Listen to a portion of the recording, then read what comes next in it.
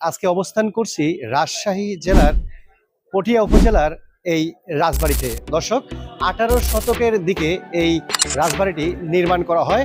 এখানকার চমৎকার চমৎকার দৃশ্য ধারণ করে আমি আপনাদেরকে দেখানোর চেষ্টা করব। আমার সঙ্গে থাকুন।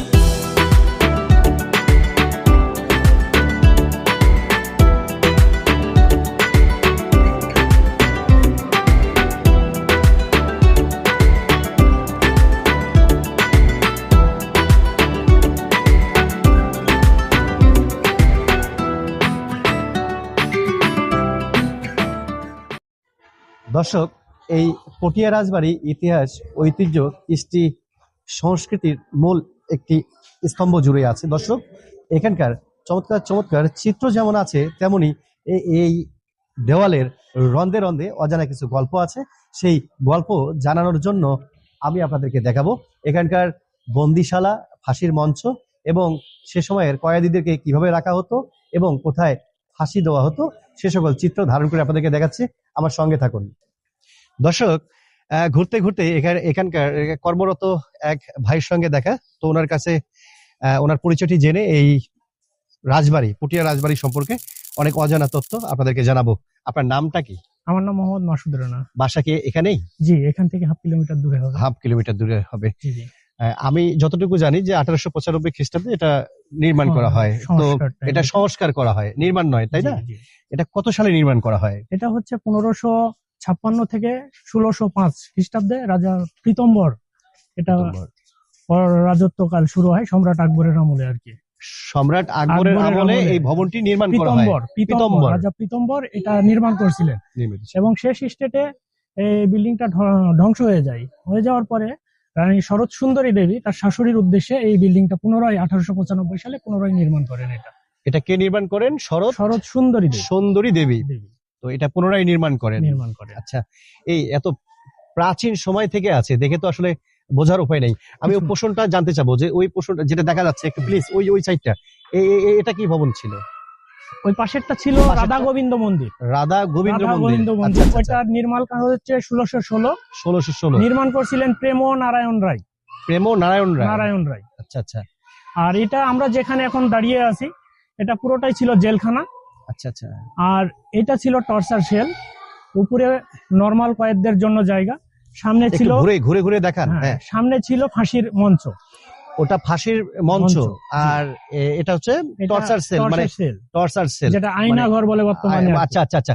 মানে রাজারা তাদের যে অপরাধী ছিল করে এই ভবনগুলোতে রাখা হতো। আচ্ছা আচ্ছা। এবং যারা শাস্তির যোগ্য তাদেরকে শাস্তি দেওয়া হতো টর্চার সেলে, এবং যারা নরমাল, যারা কিছু আর কি দোষ করছে যেটা বিবেচনার মধ্যে রাখা হয় ক্ষমাযোগ্য, তাদেরকে এই নরমাল কয়েদি ঘর ছিল। এই যে এই পোষণটা, তাই না? এইটা ছিল তাদের জলসা ঘর। এটা জলসা ঘর। যারা মন্ত্রী ছিল, আচ্ছা, উজির নাজির ছিল, তাদের জলসা ঘর ছিল এটা। আচ্ছা আচ্ছা। আর ফাঁসির মঞ্চ কোথায় ছিল? ফাঁসির মঞ্চটা ছিল সামনের ওইটা। দর্শক, কি চমকপ্রদ ইতিহাস! একটু আপনাকে ঘুরে ঘুরে একটু ফাঁসির মঞ্চটা আমাদের একটু দেখিয়ে নিয়ে আসেন, একটু প্লিজ, একটু জলদি আসেন। দর্শক, ইতিহাস, ঐতিহ্যের বড় একটি অংশ জুড়ে আছে এই পটিয়া রাজবাড়ি। আপনারা দেখতেই পাচ্ছেন যে আমি অবাক হয়ে যাচ্ছি যে এটার অজানা তথ্যগুলো শোনার পরে। দর্শক, এই যে ঘরগুলো ছিল, এগুলো ছিল হচ্ছে সাধারণ যারা কয়েদি থাকতেন, তারা হচ্ছে যে এই ভবনগুলোতে থাকতেন। প্লিজ একটু ওই সাইডটা দেখান। এখানে সে সময়ে, অর্থাৎ 16 শতকের দিকে, এখানে যারা অপরাধী ছিলেন তাদেরকে এখানে রাজারা বন্দী করে রাখতেন।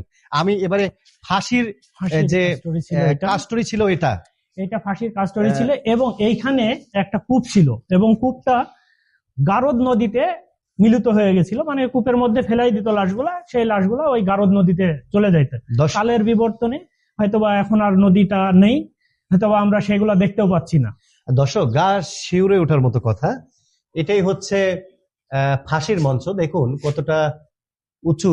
এখানে মাঝখানে কোনো ছাদ নেই, পুরোটাই মানে অনেক লম্বালম্বি গ্যাপ, এবং সেটাতে আমাকে ভাই বললেন যে এখানে কূপ ছিল, এখানে ফাঁসি দেওয়া হতো এবং লাশগুলোকে নদীতে ভেসে দেওয়া হতো। তো দর্শক, কি চমকপ্রদ ইতিহাস, ঐতিহ্যের শহর এই রাজশাহী। আর রাজশাহী আর পটিয়া রাজবাড়ি এটা প্রত্নতাত্ত্বিক যে নিদর্শন, বাংলাদেশকে যে প্রত্নতাত্ত্বিক নিদর্শনগুলো সমৃদ্ধ করেছে তার মধ্যে অন্যতম নিদর্শন হচ্ছে এই পটিয়া রাজবাড়ি। আপনারা বিচলিত হবেন না, আপনাদের অনেকটা সময় নিচ্ছি আমরা। দেখতেই পাচ্ছেন এটা এটা এটা কি ছিল? এটা ছিল তাদের ফার্স্ট টাইম রাজপ্রাসাদ। এটা রাজপ্রাসাদ ছিল, এটা ফার্স্ট টাইম ছিল। এটা যখন নষ্ট হয়ে যায় বা ধ্বংস হয়ে যায়, সেকেন্ড টাইম ওই পাশেরটা। ওই পাশেরটা ওখানে তো আমরা যেতে পারি, তাই না? হ্যাঁ, যেতে আচ্ছা পারি। আচ্ছা আচ্ছা। পাশেরটা ছিল রানীর পার্সোনাল মন্দির। ওটা রানীর পার্সোনাল মন্দির। আমার মনে হয় এখানে যতটুকু দেখা যাচ্ছে পাশে তো দিঘি মনে হয়, ওইটা দিঘি এবং রানীর ঘাট, মানে রানী ওইখানে গোসল করতো প্রতিনিয়ত। ওই গোসল সেরে তার পার্সোনাল মন্দিরে ভিজা কাপড়ে এখানে পূজা অর্চনা করে তার প্রাসাদে প্রবেশ করে। আচ্ছা, তাহলে একটু ওটাও দেখে আসি আমরা। দর্শক, আমি অবাক হয়ে যাচ্ছি যে প্রায় 200-250 বছর, আর যদি 16 শতকের হিসাব করি তাহলে প্রায় 400 বছরের এই পুরাতন এই ভবনগুলো যে আজও কালের সাক্ষী হয়ে আছে। দর্শক, এটা হচ্ছে সেই দিঘি, তাই না? যেখানে এটা পরীক্ষা ছিল, এটা চতুর্দিকে এই দিঘিটা আছে। আচ্ছা, এটাকে কি বলা হয়? মানে রানীর ঘাট। এখানে স্নান করতো। আচ্ছা আচ্ছা, এটাও একটু দেখাই। দর্শক, ঘুরতে ঘুরতে দর্শনার্থীদের সঙ্গে দেখা, ওনারা ফটো সেশন করছেন। আপনারা কোথা থেকে এসেছেন? আমরা আসলে রাজশাহী থেকে এসেছি। আমরা রাজশাহী মেডিকেল কলেজে অধ্যয়ন করতেছি। আমরা ইন্টার্ন হিসেবে আছি। আজকে কেমন লাগছে? যেখানে আজকে আমাদের প্রথম, এর আগে আমরা এসেছিলাম, তো সবসময় এটা আমাদের একটা ভালো লাগার জায়গা থেকে সবসময় আমরা আসি। সেই হিসাবে আজকেও ছুটি পেয়ে আমরা প্রথম এসেছি। এটা যে একটা ঐতিহ্যের অংশ আমাদের দেশের। তো এই জায়গাটা সুন্দর, কিন্তু যদি স্থানীয় মানে যারা সরকার বা নীতি নির্ধারক যারা আছে, তারা চেষ্টা করে জিনিসটাকে আরো পর্যটক প্রিয় করে তুলতে পারে। আচ্ছা আচ্ছা, দর্শক, আমাদের পর্যটকের কথা শুনতেই পারলেন, তিনি একজন ইন্টার্নি ডাক্তার। তো তিনি কিন্তু আসলে চমৎকার মতামত ব্যক্ত করেছেন। যদি প্রত্নতাত্ত্বিক অধিদপ্তর যারা আছেন তারা যদি এটা আরো সৌন্দর্য বর্ধিত করেন, পর্যটকদের জন্য আসলে এটা চমৎকার একটি জায়গা হয়ে দাঁড়াবে। তো আপনারা উপভোগ করুন। আপনাদেরকে অনেক ধন্যবাদ আমাকে সময় দেওয়ার জন্য। ভালো থাকবেন। আপনাকে ধন্যবাদ।